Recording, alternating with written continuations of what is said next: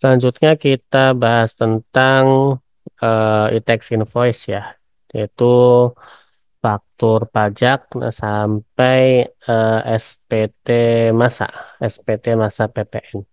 Oke ya, jadi ingat ya Bapak Ibu ketika login Cortex ya dan ingin mengerjakan hak atau kewajiban dari badan ya, maka harus impersonate ya. Nah, ini kan orang pribadi ya. Jadi sebelum kita buat faktur pajak, login Cortex ya, pakai orang pribadi ya. Kemudian impersonate nih. Ini sudah dijelaskan di video sebelumnya ya. Jadi alangkah baiknya Bapak Ibu belajarnya urut ya dari awal sampai sini ya. Kemudian impersonate. Nah, setelah impersonate, di sini di menu profil lihat status pengusaha kena pajak ya. Kalau centang berarti dia PKP ya. Kalau misal eh, nggak centang ya silang berarti dia non PKP. Bedanya apa? Jelas ya. Kalau non PKP nanti tidak bisa buat faktur pajak ya. Kemudian silakan Bapak Ibu pilih menu e-faktur. Nah, ini ada dashboard faktur pajak ya yang sudah dibuat ya. Jadi nanti di tax info di Cortex ya ada menu dashboard. Jadi ini menampilkan faktur pajak yang sudah dibuat ya. Kemudian di sampingnya ini ada menu-menunya ya. Ada e-faktur, pajak keluaran, pajak masukan, retur ya. Kemudian retur pajak keluaran, pajak masukan ini sebenarnya sama saja. eh Menu-menunya dengan yang ada di e-tax invoice sekarang ya. Jadi hanya mengalihkan eh, pembuatan faktur pajak yang tadinya di e-tax invoice ke Cortex ya. Jadi kelebihannya nanti yang pertama pasti ya karena ini Cortex-nya web based ya. Jadi Bapak Ibu tidak perlu install e-faktur ya, install aplikasi apapun di laptop ya. Nah, kemudian bisa dibuka di mana aja ya karena ini web based. Ya, oke, kita balik lagi ya ketika sudah tadi pilih menu faktor, kemudian pilih pajak keluaran. Nah, kemudian pilih buat faktur ya. Nah, kalau non PKP ini nggak ada tombol buat dan import data ya. Buat faktur. Kemudian ini ada dokumen transaksi ya, uang muka dan pelunasan. Nah, itu dikosongkan saja ya. Untuk sekarang dikosongkan. Nah, ini gunanya apa? Gunanya ya kalau Bapak Ibu eh, pembayarannya lebih dari sekali ya. Misal pakai uang muka terus pelunasan, silakan di checklist ya. Kalau misalnya uang muka saja atau itu pelunasan ya. Kalau pelunasan, nah ini diisi nomor faktur uang mukanya gitu ya. Oke, kalau untuk saat ini tidak perlu di checklist ya. Ini pembayarannya satu kali ya.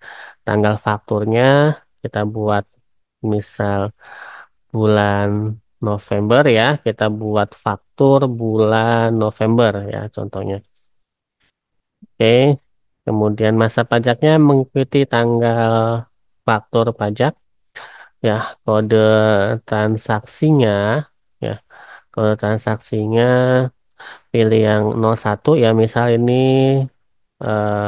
transaksi ke swasta biasa ya, ke bukan pemungut PPN ya ke swasta ya. Bagaimana kalau misalnya transaksinya ke pemerintah ya silakan pilih 02 ya.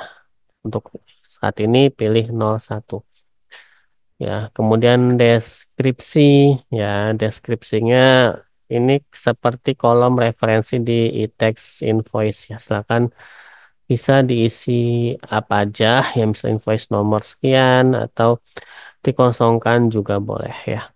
Kemudian ini nomor fakturnya nanti akan tergenerate langsung dari sistem ya. Jadi nanti ketika konteks launching, Bapak Ibu tidak perlu ambil nomor faktur di Innova ya. Tuh, jadi nggak perlu lagi. Jadi tidak perlu ngambil nomor faktur di Nova dan kemudian ya tidak perlu mengembalikan juga ke KPP ya. Dan ini NPWP ya. Ini NPWP lawan transaksinya ya, silakan diisi. Kemudian tambah transaksi ya, ini untuk detail namanya.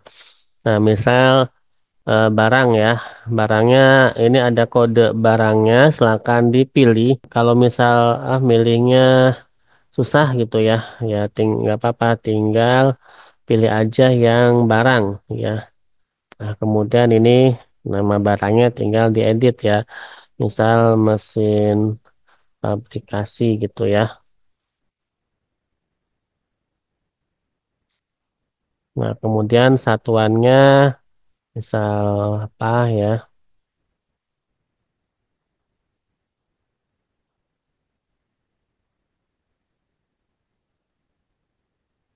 Ya, harga satuan, ya kuantitasnya berapa. Nah, oke. Kemudian diskon, kalau ada diskon ya. Kemudian simpan. Ya, ini PPNBM kalau ada, kalau nggak ada ya dikurang di nggak usah diisi ya. Kemudian simpan. Nah, sudah ya. Kemudian misal mau tambah transaksi lagi boleh ya.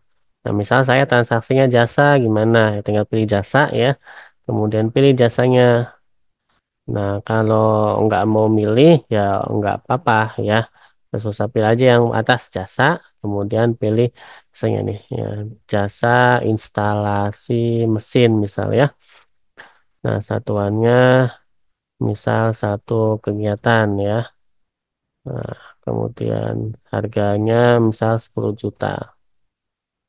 Ya, oke. Simpan. Nah, kalau ada lagi silakan ya. Ini masih bisa diedit, bisa dihapus ya. Nah, kemudian kalau sudah klik simpan konsep. Nah, kemudian klik kirim. Nah, ini kode otorisasi DJP. Silakan tanda tangan digital ya. Ini sudah dijelaskan di video sebelumnya ya. Silakan tonton video yang tentang sertifikat digital ya. Oke, sukses ya. Kalau sudah sukses, kembali lagi ke e-faktur, kemudian klik pajak keluaran. Nah, ini faktur pajaknya sudah jadi ya. Nah, ini diedit. Ini kalau ada salah ya, di, ini dibatalkan. Nah, ini diekspor ya. Dilihat faktur pajaknya. Oke. Oke, seperti ini ya faktur pajaknya. Nah, ini nomornya langsung tergenerate oleh sistem ya. Kemudian oke. Nah, ini yang tadi ya. Oke. Nah, ini sudah terbarcode artinya sudah ditandatangani ya. Oke, itu untuk pembuatan faktur pajak ya.